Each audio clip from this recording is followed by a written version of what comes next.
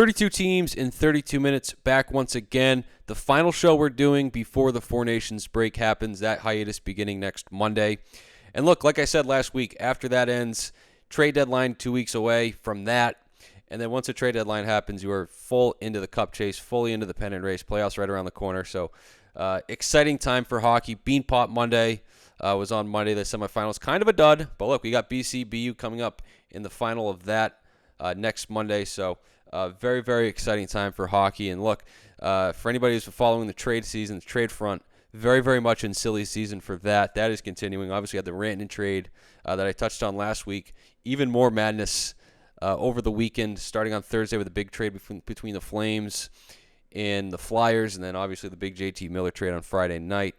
Canucks continuing to make moves after that, and then on Saturday, the Stars going out and getting Kyle Granlund and Cody Ceci. So team is very much active on that front as they're trying to upgrade their teams ahead of Four Nations, trying to have their teams as much in place as possible before that begins. And that's where I'm going to start once again, like I did last week, breaking down the Rantanen trade and kind of what it means, big picture. I'm going to do similar with all the teams that were involved. I think there were 9 teams, involved in all those trades that happened from Thursday to Saturday. So starting out with the JT Miller trade, JT Miller going to the Rangers. There's no more excuses now for the Rangers. I think that's my big takeaway from that. They get JT Miller. JT Miller is really the last big piece they need. They go out and get him, that bulldog that dragged the guys into the fight, that number one 200-foot centerman that they've been missing. And I think adding Miller here, it really what he does is he more than just, again, bringing that last added piece that was missing. He really pushes everybody kind of down a notch in the lineup, right? Mika, whether it's moving him down or moving him out to the wing, which has been the case since Miller's come over. I think the load kind of gets taken off Vinny Trocheck a little bit, and that's one other thing that I think Miller brings. But look, I think with the Rangers, they're on the outside looking in still, but they have the roster to make a run. They have the goaltending to carry them on a run. They have the power play, at least from a personnel standpoint, that they can really lean on and they can ride. It's really just a matter of them going and doing that. And what I do want to say there is Chris Drury, incredible job for him over the last couple of months, really building this team and rebuilding this team on the fly. You look at where this team was around December. It was not looking good, and he goes out, he moves Trouba, and what he got for Trouba, I thought was really impressive. And then trading Capo Caco, getting Will Borgen in return. You look at what Will Borgen's brought to this Rangers team. That's going to go down as one of the best trades, I think, all year. When we look back on all the in-season transactions that happened. So masterful job by Chris Drury really turning this thing around. But for the Rangers, now they have to go out and do it. One thing I will say about them, I think their bounce back, right, is a bit of an issue, in terms of falling behind in games and kind of not falling behind in games, letting games get away from them, they let the season get away from them, right, with that long 25 or so game stretch they had. So that's a bit of a concern, right? I mean, you're going to be down in series, you're going to be down in games. They're going to have to string something together to get into the playoffs, which, like I said, they should be able to do. Maybe JT Miller helps out with all that as well, with what he brings. So, but with the Rangers now, it's a matter of them going out and doing it. And I think, for them, all of a sudden, they're a team that nobody is going to be looking forward to playing in the playoffs should they get there. For the Canucks, trading JT Miller, obviously I think it got to a point with Miller that he just had to go. The player needed to move on from the team. The team needed to move on from the player. And look, I think all things considered, I like the return that they got for him. And they get a really solid center in Filipino if he can stay healthy. He's a really effective piece. Perfect world, he's probably a third center, but he's a versatile guy. He can play on the wing, he can play in the middle, he can play up and down in your lineup. Victor Mancini, quickly rising defenseman, and then they get the first round pick and they flip that to Pittsburgh for Marcus Pettersson and Drew O'Connor. in that package. So, look, I think the message with all that, after all the dust settled with the trades they made on Friday evening, well into the night, I should add, is that I think the message from Vancouver and their front office is, we believe in this group. This is a Vancouver team that's been through a lot throughout the year, from the off-ice stuff to some injuries they've had, to losing their starting goaltender, Thatcher Demko, for half the season with the knee issue, to everything with Dakota Joshua, who was a very, very big piece for them last year, down their roster, and having the cancer scare and having his season derailed by that. For them to go through all that and be on the doorstep of the playoffs, which is what they are. I think they're the first team out right now. I think this is the front office kind of saying, hey, we recognize this, we see where you guys are, we see what you guys have persevered through to be at this point, and now it's, look, we're going to give you the pieces, now let's go get into the playoffs. And with the playoffs, I mean, we know what this team did last year, right? I mean, they got to the second round on their third-string goaltender, got to Game 7, got within a win of the West Final, and in that Game 7, I mean, look, they were a shot away. They were a shot away from tying that game up and taking that thing into overtime with all the momentum. So I think what the Canucks did on Friday, I think was really their front office, Jim Rutherford, Patrick Allvin, really giving a nice endorsement to this team and saying, hey, we think you can do it. Now let's, we're going to give you the pieces to go do it. The Stars, this is a team speculated to be kind of, big game hunters, to put it one way. They finally strike. On Saturday, they add Mikael Granlund. They add Cody Ceci, both from the Sharks. Granlund, really, really good 200-foot center, versatile guy. I think is going to really fit in that lineup nicely. He's going to fit in with the way the Stars like to play. I think also another factor with Granlund too. He's played a lot of his career within the Central Division, between the Wild, with the Predators as well.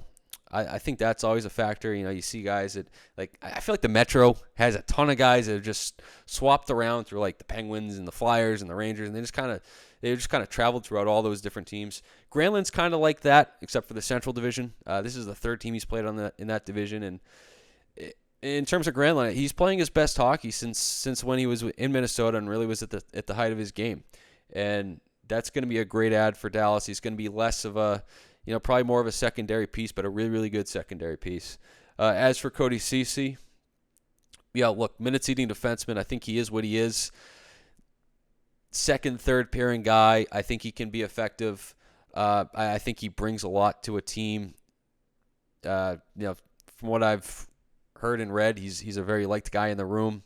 88 career playoff games, the most recent experience of which, of course, was last year with the Oilers, going to Game 7 of the Cup Final. So I think that's a really nice add for Cody Ceci. Cody Ceci is a guy, and Elliot Friedman got kind of pointed at this on 32 Thoughts on Monday. He's kind of a bit of a punching bag on the internet and whatnot. I think he's a really good, he is what he is, but I think he is a solid defenseman who, look, 88 playoff games. He's a guy that a lot of teams have seen, and we'll take him on our team, and the Stars are now saying the same thing.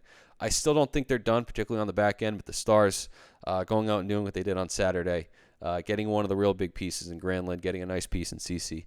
Great job by them. As for, the Penguins and the Sharks, kind of two teams were on this, I guess, the selling side of things. The Penguins, I really like their Canucks trade. In terms of trading Pettersson, trading O'Connor, they get a first rounder in return. They get two players that can be flipped for more in Danton Heinen and Vincent Desjardins. They get a pretty intriguing prospect in Melvin Fernstrom. There's a pretty good article in The Athletic a couple days ago by Josh Yohe on Kyle Dubas and some of the moves he's made. And, I think there's a lot of I think people kind of resign the Penguins to being look, they're going to play it out with Crosby and Malkin, and after that it's going to be, 0-1 to 0-4 stuff again, right? They kind of after Jágr left when Mario was kind of winding down in his career. And maybe that is the case, but look, I think Dubas is doing a pretty good job. Yohe kind of did a pretty good job outlining. If you have an Athletic subscription, I definitely suggest you give that a read. Kind of outlining all the moves he's made. Some very shrewd moves. Flipping guys, flipping picks, stacking up picks. 30 picks. They have 30 draft picks over the next 3 years. Talk about, what's the next chapter in Pittsburgh going to look like, getting as many draft picks as you can and kind of rebuilding it through the draft. And if you can rebuild on the fly while Crosby and Malkin are still there, why not do it? As for the Sharks, they get 2 more picks for Granlund and Ceci. They add a first-round pick. Can only be a good thing for the Sharks as they kind of rebuild here. I've been saying all year about the Sharks and kind of where they've gone and the strides they've taken. Getting that first-round pick, that could be the 32nd pick coming from the Stars, but it is something, and something can only help as they kind of get closer and look to get back to where they were, last decade before that. The Flames and the Flyers too. I want to touch on that trade. That was a late night trade on Thursday. The Flames getting Joel Farabee and Morgan Frost. They send Andrei Kuzmenko and Jacob Pelletier to the Flyers in along with some picks involved in that trade as well. I think for the Flames, it's another one where it's like the Flames are in adding mode, and they're going for it as they should be. I think they should try to get in the playoffs. They should reward their team. They should reward their room. They should reward. I think it's very similar to Columbus, where they've just taken strides. I think this is a team that's kind of gained some self-belief in itself. It's had some guys come along, some players come along, particularly Dustin Wolf. Again, at 32 Thoughts on Monday. That was something else that Elliot Friedman had pointed out, was that Dustin Wolf is kind of starting to gain he's the guy, he's that that ace type guy, and that's how the team's starting to look at him, and that's only a boost. When you have a guy like that behind you, that only helps things, only changes the way guys play in front of the goaltender. So they go out and they get Joel Farabee, they get Morgan Frost. Frost, nice presence in the middle. Joel Farabee. A heart and soul guy, versatile guy, can be depended upon for 20 goals. He's having a bit of a down year. Probably a guy that I think both him and Frost could have were guys that needed a change of scenery. They get that in Calgary, and Calgary's set up nicely here. Where they go, do they make the playoffs? I think it's between them and Vancouver for that final spot in the West. That's certainly what it looks like at this point. But Craig Conroy, gets those guys some more pieces, and as they try to kind of stitch something together here. The Flyers now they get Andrei Kuzmenko and Jacob Pelletier. Pelletier, obviously a first-round pick. He's rounding his game out. There's some good upside there. Obviously, he's someone that's had it's been a lot of ups and downs since being drafted, but this year he's really taken some strides forward, especially of late. He's really starting to go here.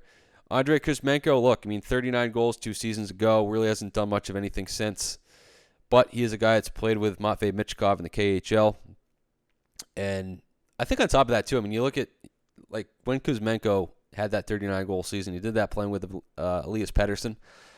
I look at that and say, okay, that's a guy that can play with high-end talent, and that's not a bad thing either. So, maybe with Michkov, maybe there's something there with those two guys, both of them being Russian, both of them having played together in the KHL. And, I think with the Flyers, too, they're hopefully looking for, maybe something that can, just another guy to have there for Michkov, right? So for Michkov's kind of, as his rookie season goes along, as his development continues, it's been kind of a mixed bag season for him. Mixed bag rookie season that was expected to be a mixed bag rookie season, mind you. So I think a decent return for the Flyers given where they probably are at this point. Now on to everybody else. Again, I didn't point it out at the top, but I think it's pretty much assumed at this point. We're going to go according to the standings. All the rest of the teams, I guess the remaining, what do we just touch on, 9 teams? So I guess the remaining 23 teams here. So I guess we'll try to do 23 teams in 23 minutes. The Jets are the President's Trophy leaders, at least in terms of total points. I think the Capitals might be ahead of in terms of point percentage. But either way, they took one of the big games of the weekend, 5-4 overtime win over the Capitals. It's the number 1 versus number 2 team in the league in terms of points. They're now up to 6 straight wins. It's the third time this season they've had a winning streak of 6-plus games, plus 64 goal differential. That's 11 more than the next best team. That's the Capitals at plus 53. I want to get to that, more on that in a second. And then the Stars after that at plus 40. So in terms of the Western Conference, 24 goal gap between 1 and 2 in terms of goal differential, with the Jets and then the Stars right after that. It's pretty impressive. That's, I think anybody who's really followed, not surprising, this Jets team is a wagon and continues to be a wagon. As for the Capitals, back-to-back losses for them, giving up 5 goals in each game. Now, prior to Thursday, when they gave up 5 goals to the Senators in an overtime loss, they'd given up 5 goals just 3 times all year. All 3 of those games were against the Devils. Interesting little fun fact there. But since they've given up 5 goals in 2 games to 2 separate opponents, the Senators and then the Jets. But look, they get points out of both. Both games go to overtime. Alex Ovechkin gets his 877th goal. Now he's within 18 of being the all-time goal king. And then something I want to get that I just mentioned, the plus 53 goal differential. Now, the reason why that's notable, the reason why I find that incredible, remember where this team was last year in terms of their goal differential. That was one of the things that was very much pointed out with this Capitals team. They make the playoffs with a minus 37 goal differential. Now they're up to plus 53, about, 50-something games into the season. So you're talking roughly a little over half a season. That's a 90-point difference in goal differential. That's just how much things have changed here in Washington in a very short period of time. And that was a team that was, I think, around that minus 37 mark for a lot of last season as well. So, and really in a matter of a season, again, how quickly this team has turned it around with the Caps. That's very, very evident of that. On to another Canadian team, the Oilers. They had the other game of the weekend, them and the Maple Leafs. To me, that was the best game of the weekend. Incredible, incredible game. 4-3 win for the Maple Leafs with the Oilers losing. Obviously, the Oilers came back. It appeared that they tied it up late in that one. Just over 2 minutes to play. Leon Draisaitl, a goal and a cross-team pass from Connor McDavid. But that gets called back on an offside review. On an offside that happened 16 seconds before the play happened, or before the goal happened as they were breaking the zone. It is what it is. I mean, they got it right. They did get it right. John Klingberg was offside. It's just, to me, it's a shame that game had to be decided that way on an offside review. But either way, it was still a very exciting ending. The Oilers get a power play in the last 2 minutes. That goal was on a delayed penalty, so they ended up on the power play anyway. Joseph Woll was incredible in those last couple minutes, those last couple seconds, denying the Oilers. But look, I think with the Oilers, big picture there, I've said it again. I've said it a bunch of times. I'll say it again. This is a hard team to put away. I mean, the way that third period started on Saturday night, it's 3-1 going into the third.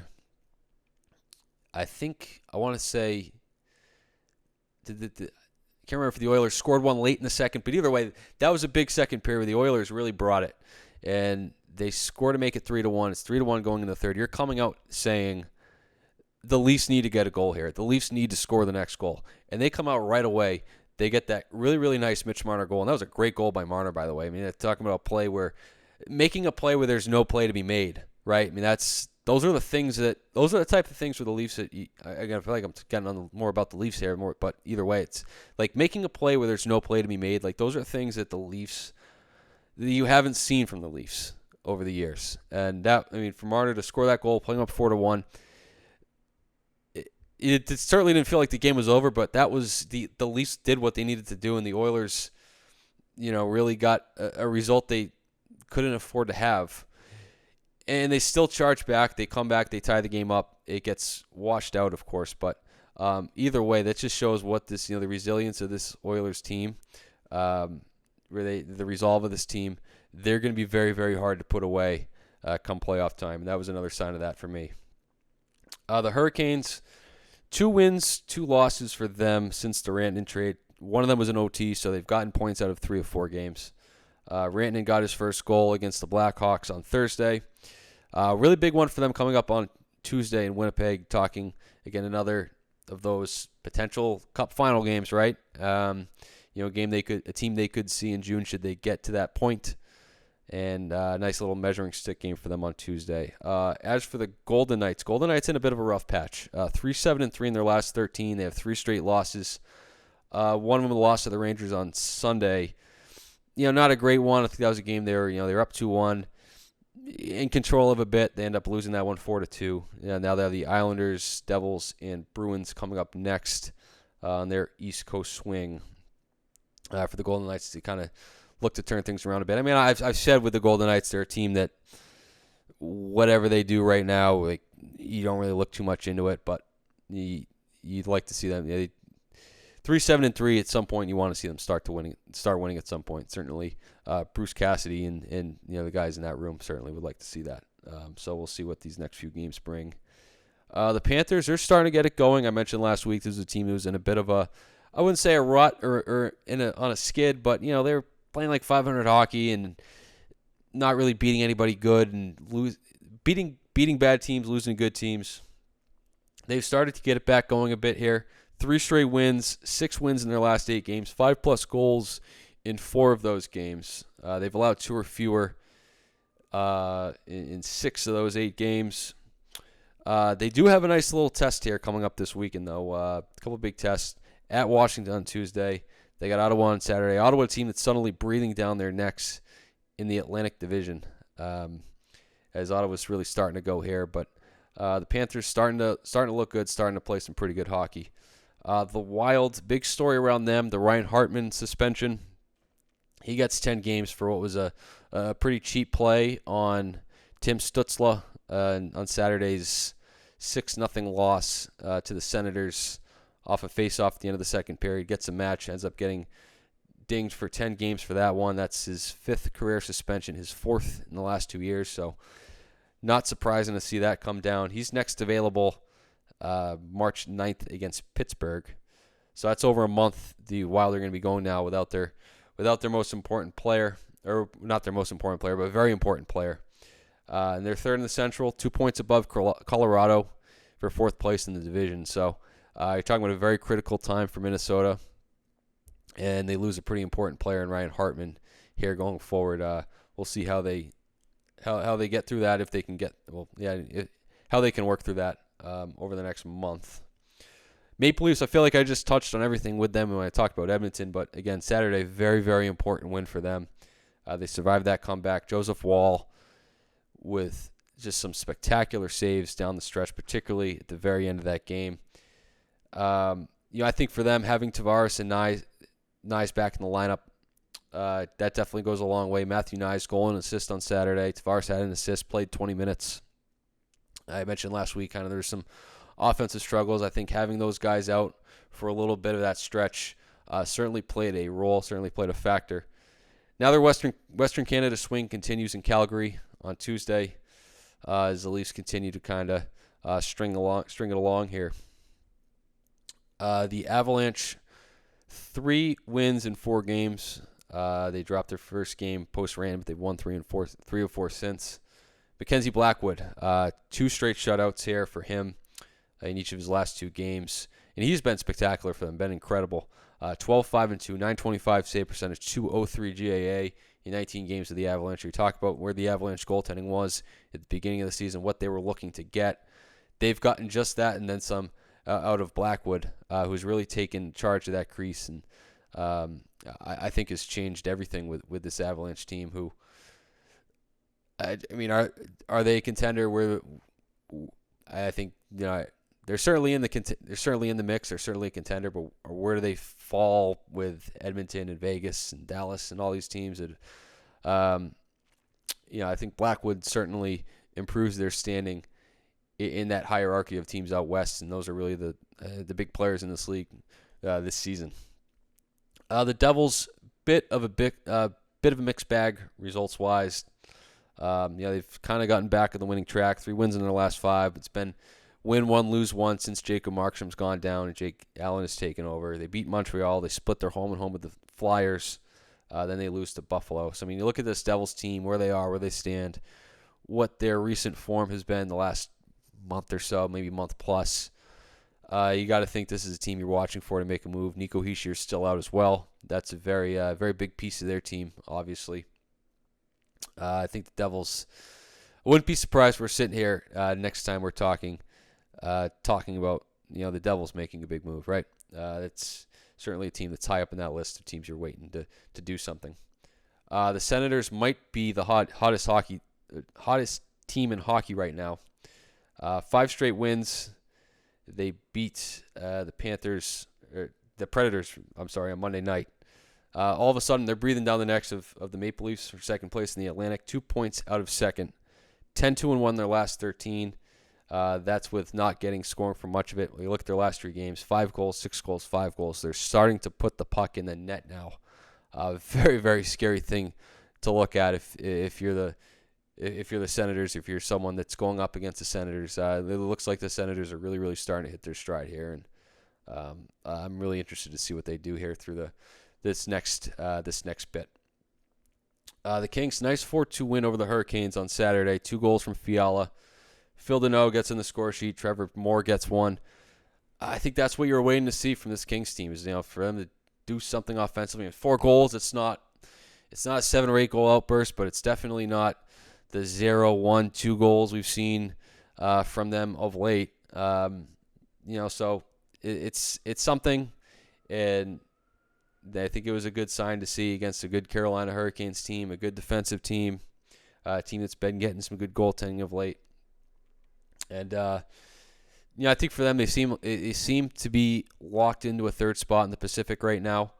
I mean, they're a point ahead of Calgary. They're 3 points ahead of Vancouver, but they have 2 games in hand of both those teams. I don't really see either of those teams jumping up and stealing that 3rd spot from the Kings. I also don't see the Kings falling backward like that. So I think for them, really, it's they're going to be in that 3rd spot, and the question is, are they going to face Edmonton or are they going to face Vegas? That's kind of where the Kings are right now as of early February. The Red Wings, this is another team that's scorching hot right now. 6 straight wins, 14-4-1 under Todd McClellan. And their last 6 wins, these 6 straight wins have been particularly impressive. Wins over Montreal, Tampa, LA, Edmonton, Calgary, Vancouver. 3-0 in this Western Canada trip. They haven't allowed more than 2 goals over that span. They shut out Tampa, which is never an easy thing to do. And their goaltending stepped up in a big way with Alex Lyon and Cam Talbot. Lyon, 45 save performance against Edmonton on Thursday. Talbot, 33 saves against Calgary. Those 2 guys have been their best players throughout this thing. And a big reason why the Wings have gone on the run they've gone on. But look, I think the Wings are really starting to round themselves into form under Todd McClellan here. And that's, I think, kind of what we were expecting when they made that coaching change. The Jackets suffered a pretty tough blow over the weekend. They lose Kirill Marchenko to really the strangest of ways, right? I mean, they lose him takes a puck to the face, breaks his jaw, and that's a tough one for the Jackets. 55 points in 53 games from Marchenko, leads the team with 21 goals. Now, this is certainly a team that's been through more than enough. I think they've shown they can handle any type of adversity. Marchenko is the latest piece of adversity for this team. And I think what bodes well for them is they have a pretty manageable stretch coming up here between now and 4 Nations. Buffalo, Utah, the Rangers. So all winnable games. And then they come back. They have Chicago in their first game back. So at the very least for the Blue Jackets right now, it is manageable for them. And that's a good sign with losing what probably was their best forward right now. And maybe their second best player this season behind Zach Werenski. Next up, the Lightning. First team out of the playoffs in the East, at least points-wise.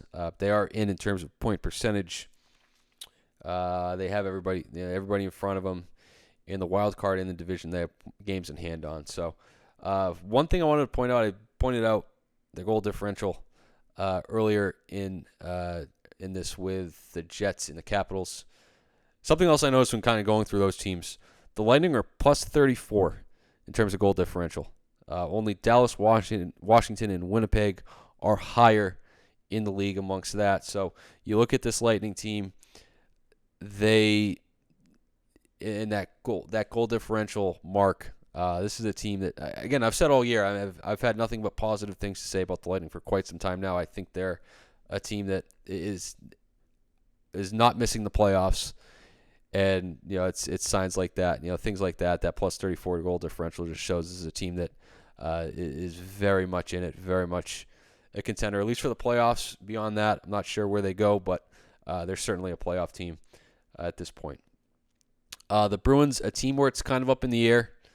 I think what you're watching for them is what direction are they going to go in, especially as the trades are really starting to get made. And Cam Neely pointed at it, is where we're not really sure what direction we're going to go in terms of buying or selling or maybe something in between. And you look at this Bruins roster, there's a lot of guys on that team that I think contenders probably look at and say, this guy can help us or that guy can help us. And, I think one thing with the Bruins, obviously they've not been a team that's been one to sell. Not that they've really been in a position to sell over the years, but, like Ray Bourque in 2000, which was kind of its own set of circumstances, 05-06 when they decided to trade Thornton and Samsonov and start over. Those are really like the only real instances you can really point to with the Bruins selling. Generally, when they're in the mix for the playoffs, they try to get into the playoffs. A lot of people look at that in a cynical way, whatever. But, this is a team that's certainly good enough to get in the playoffs, but at the same time, they're on the outside looking in. They're 10th in the East. You look at the streak that David Pastrnak's been on. You look at Jeremy Swayman really starting to find his game. He's been, I think, pretty good for them over the last month or 6 weeks. I mean, and they're still sitting in 10th. So it's like you kind of look at that and say, okay, where are things going here? I think we know the ceiling for this team isn't a high one. Is it worth making a run for the playoffs, or should we try to get something for guys like Frederick or Justin Brazeau or whoever else that the teams would be trying to get as they fight for the cup? That's kind of the big question around the Bruins right now.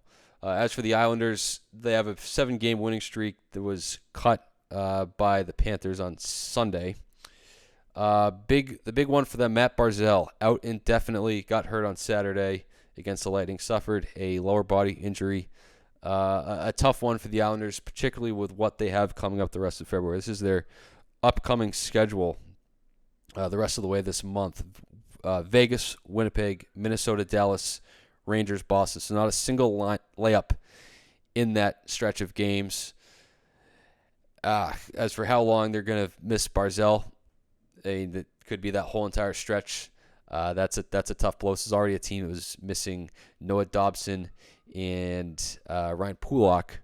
So very tough for the Islanders there. A team that was already kind of buried a bit, even after winning 7 straight. It doesn't feel like there's a whole lot there with the Islanders going forward. The Canadiens, another team that's kind of hit a wall here. 5 straight losses. 4 of those games were in regulation.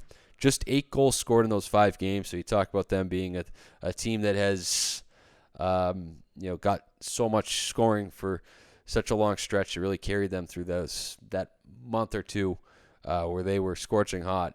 It's kind of dried up a bit. Jakub Dobiš, also 4 goals allowed in each of his last 3 starts. So he was the goaltending he was giving when he first came up, that's kind of dried up a bit. So Canadians, kind of, I think as expected, they were going to hit some kind of a wall, and it's finally come. The Blues, another team that is kind of falling out of it a bit. They did beat Utah on Sunday 2-1. They lost 4 straight prior to that. 7 points out of a playoff spot now. They had a nice bump after Jim Montgomery got hired. That seems to have worn off here over the last few weeks, and they've kind of fallen out as a result.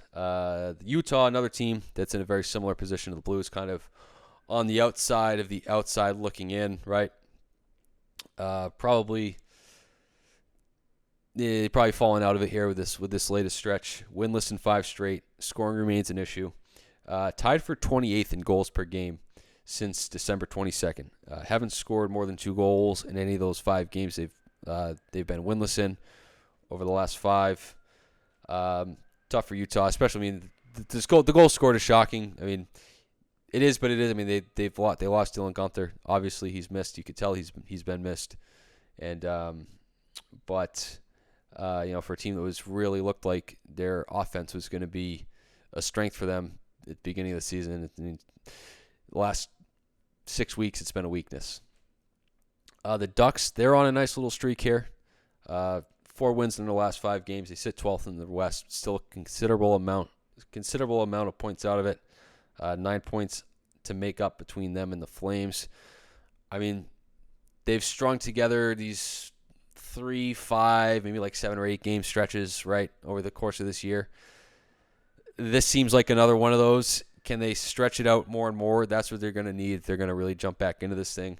I'm not sure if I see it with this Ducks team. The Kraken, another team kind of playing it out. 4 losses in their last 6 games. They are what they are there. The Sabres, again, another team that's out of it. They do have 3 straight wins. They've yet to win 4 straight this season. They'll try to do that on Tuesday against the Blue Jackets. The 4 times they've won 3 straight this season, though, they've lost each of their previous 4th games in regulation. So for them, we'll see if the 5th time is a charm against the Columbus team. They, again, as I mentioned, is down one of their best players with Marchenko. Maybe the Sabres can strike through and finally get their first 4-game winning streak of the year. The Predators, team that's had strung together some games. I mentioned last week. They've since won. They've since lost 4 straight in regulation after winning 5 in a row. So any beliefs, any hope of Nashville jumping back into it, I think is really all but gone at this point. The Blackhawks, 1 win in their last 6 games. They continue to hang around at the bottom with the Sharks. No pun intended there. Just realized what I did. Have a nice fun little matchup though coming up on Wednesday with the Oilers, Connor versus Connor. So that'll be something to look forward to. But with the Blackhawks, I mean, I guess you're just hoping for some positives, hoping to get a nice draft pick, right? And that's kind of where they stand. But that is all 32 teams. We have the 4 nations up after this one, after this week. And then we will get back into the second half of the season. I guess the unofficial second half of the season after that, the chase for the cup, the chase for the playoffs. But until then, enjoy the hockey. The hockey's getting real good.